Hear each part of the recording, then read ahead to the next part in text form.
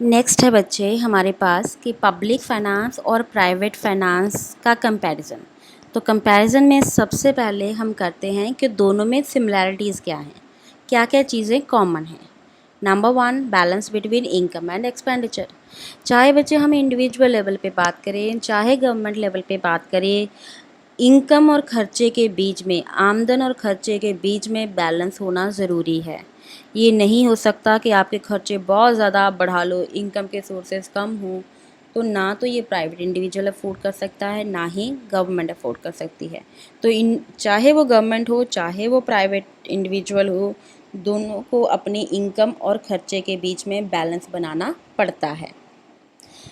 Second is maximum satisfaction. अब बच्चे अपने माइक्रो इकोनॉमिक्स में पढ़ा है कि हम अपनी विद इन लिमिटेड इनकम में से हम अपनी सेटिस्फैक्शन को मैक्सिमाइज़ करने की कोशिश करते हैं। मतलब कम इनकम में जितना ज़्यादा हम अपनी जो है सेटिस्फैक्शन को मैक्सिमाइज़ करें, हमारा इक्विलिब्रियम, कंज्यूमर इक्विलिब्रियम उसी में बनता है। सेम चीज़ जो है वो गवर्नमेंट के केस में भी अप्लाई होती है। रिसोर्सेज गवर्नमेंट के पास भी कम है, तो गवर्नमेंट का एम ये होता है कि कम से कम खर्चे में गवर्नमेंट ज़्यादा से ज़्यादा पब्लिक वेलफेयर कर सके। ठीक है, तो हम जो मैक्सिमम सेटिस्फैक्शन है वो उसका एम जो है पब्लिक और प्राइवेट दोनों का क्या है, सेम है। सेकेंड है इम्पैक्ट ऑफ इकोनॉमिक चेंजेस। अब बच्चे जैसे इकोनॉमिक चेंजेस होते हैं, जैसे हम कहें गवर्नमेंट ने किसी कारण करके टैक्सेस बढ़ा दिए, तो इन दैट केस उसका हम पे एक असर होता है। ठीक है, हमारी जो है वो डिस्पोजेबल इनकम कम हो जाएगी, हम उतना नहीं परचेज़ कर पाएंगे जितना कि पहले परचेज़ कर सकते थे। तो इन दैट केस हमारी जो हालात होते हैं उस पे जो है जो इकोनॉमिक चेंजेस आते हैं उसका असर होता है। सेम चीज़ गवर्नमेंट पे भी होती है। ठीक है, जैसे मान लीजिए हम इन्फ्लेशन की बात करें, अगर इकॉनमी में इन्फ्लेशन आता है तो उससे क्या होगा, हम जो चीज़, इन्फ्लेशन का मतलब होता है लगातार प्राइजेस का बढ़ना। ये आपने सेकंड सेमेस्टर में पढ़ चुके हो आप, इन्फ्लेशन क्या होता है। तो अगर लगातार प्राइजेस बढ़ते जाएंगे तो क्या कर पाओगे आप, अपनी इनकम में अब उतना कंजम्पशन नहीं कर पाओगे जितना पहले कर पाते थे। ठीक है, क्योंकि चीज़ें होगी महंगी, तो हो सकता है आपको कोई चीज़, कोई डिमांड जो है वो पोस्टपोन करनी पड़े। ठीक, खर्चे बढ़ जाएंगे आपके। सेम चीज़ गवर्नमेंट के साथ भी होती है। गवर्नमेंट ने मान लीजिए एक पुल बनाना था, मीन टाइम क्या हो गया, प्राइसेस बढ़ गए, तो पुल बनाने में सीमेंट लगा, रेत लगी, ईंटें लगी, जो भी सामान लगा ये सारे क्या हो जाएंगे, महंगे हो जाएंगे। ठीक है, सीमेंट महंगा हो गया, रेत महंगी हो गई, आयरन ओर्स रोड्स लगती हैं वो महंगी हो गई।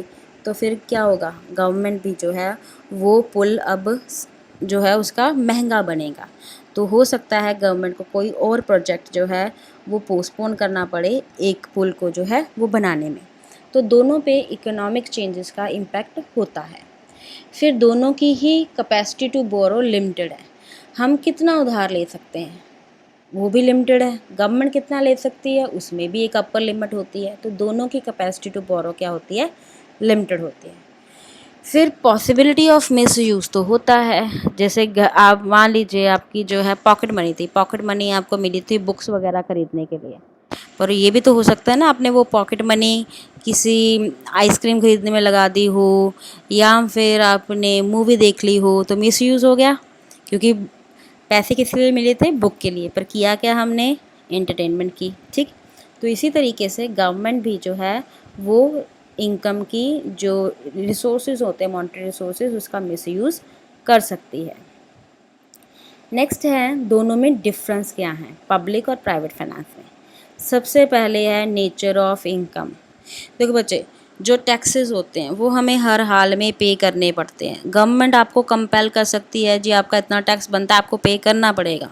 ठीक, पर बच्चे आप किसी को कंपेल कर सकते हो, मुझे आपको मुझे लोन देना ही पड़ेगा। तो हम किसी बैंक को कंपेल तो ना कर सकते हैं, जी आप मुझे लोन दो, मुझे चाहिए चाहिए, अब मना नहीं कर सकते।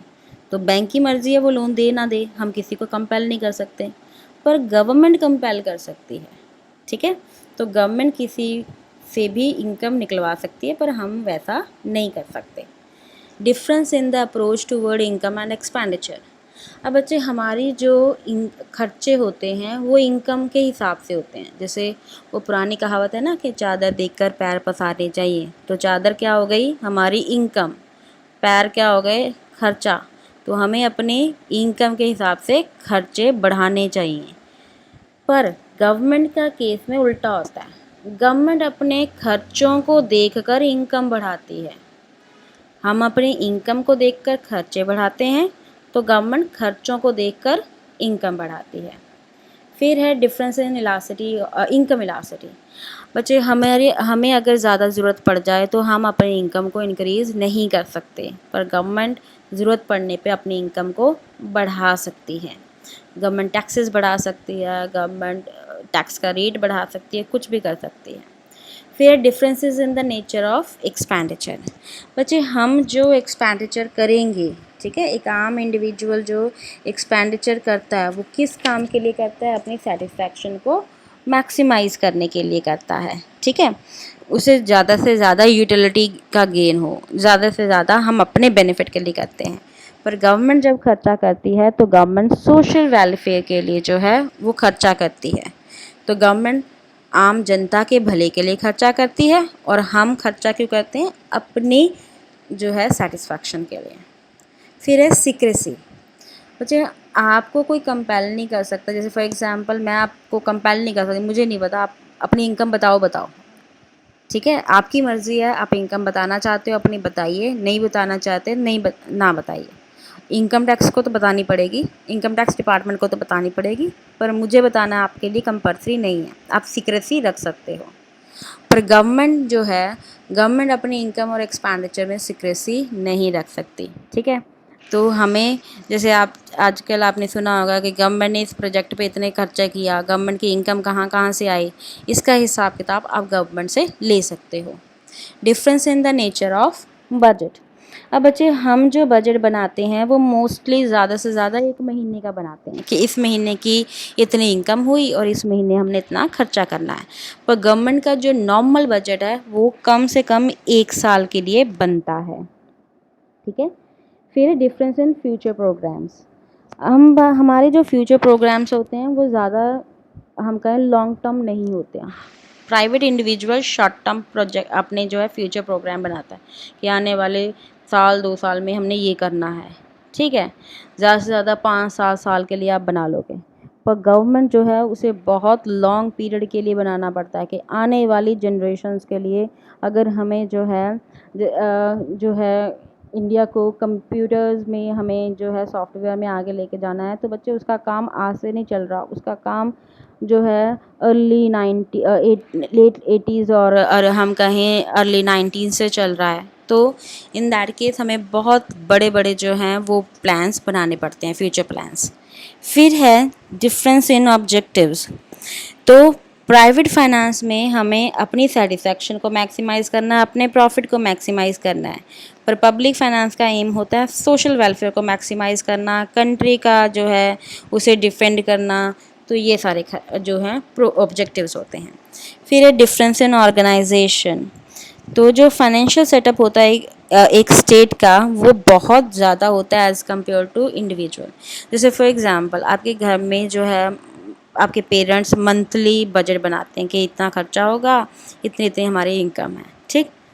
कौन चाहिए उसको उनको ये बजट बनाने के लिए, कोई भी नहीं, वो खुद ही बना लेते हैं। पर अगर जो है गवर्नमेंट बजट बनाती है तो गवर्नमेंट को कोई 1 या 2 इंडिविजुअल बैठ के बजट नहीं बनाते, गवर्नमेंट को पूरा डिपार्टमेंट जो है फाइनेंस मिनिस्ट्री का पूरा डिपार्टमेंट जो है वो ये बजट बनाता है। फिर रिसोर्स एलोकेशन। रिसोर्स एलोकेशन में प्राइवेट फाइनेंस जो है वो बेस्ड होता है आपकी जो है प्राइजेस जो मार्केट में प्रिवेल करते हैं, ठीक है, तो उसी के अकॉर्डिंग हम रिसोर्स को एलोकेट करते हैं। पर गवर्नमेंट जो फाइनेंस होता है वो बजटरी डिसीजंस पे जो है वो डिपेंड करता है। जैसे बजटरी डिसीजंस हो गए कि हम कहें कि इस बार जो है मैक्सिमम लोगों को जो है वो ओल्ड एज पेंशन में लेके आना है, तो इन दैट केस हमारा जो है रिसोर्स एलोकेशन इस तरफ हो जाएंगे। इस बार हमें जो है ज़्यादा से ज़्यादा स्कूल और कॉलेजेस खोलने हैं, तो इन दैट केस गवर्नमेंट जो है अपनी ज़्यादा इनकम इस एरिया में इन्वेस्ट करेगी। तो इस तरीके से गवर्नमेंट के जो हैं प्लान्स रिसोर्स एलोकेशंस होती हैं। फिर डेफिसिट फाइनेंसिंग। अब बच्चे अगर हमारी इनकम ज़्यादा हो गई, खर्चा हमारा इनकम हमारी कम है और खर्चे हमारे ज़्यादा हैं, तो हम कुछ नहीं कर सकते, हमें लोन लेना पड़ेगा, ठीक है। पर गवर्नमेंट की तरह हम ऐसी सिचुएशन में करेंसी नहीं छाप सकते, ठीक है। तो करेंसी छापने का काम किसका होता है? सिर्फ़ और सिर्फ गवर्नमेंट अथॉरिटीज़ का, ठीक है। जैसे कि इंडिया में जो आपके 1 रुपये से ऊपर से लेकर आपके जो है 2000 तक का जो नोट है वो कौन छापता है? RBI, reserve bank of India. आम इंडिविजुअल ये नहीं कर सकता।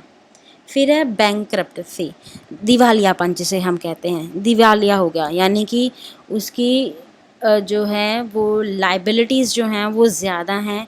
लाइबिलिटी मतलब देनदारी ज़्यादा है, पर उसके पास इनकम क्या है? कम है, ठीक है। नौ एक इंडिविजुअल जो है उसका दिवालिया होना कोई बड़ी बात नहीं है, मतलब होता, ऐसे केसेस होते हैं। पर एक कंट्री बैंकरप्ट हो जाए, इसके केसेस बहुत रेयर होते हैं। और इसका हम कहें एक रिसेंट केस जो है वो आपके पिछले साल जो था, ग्रीस ने देखा। ग्रीस को IMF ने, इंटरनेशनल मॉनेटरी फंड ने बैंकरप्ट घोषित किया।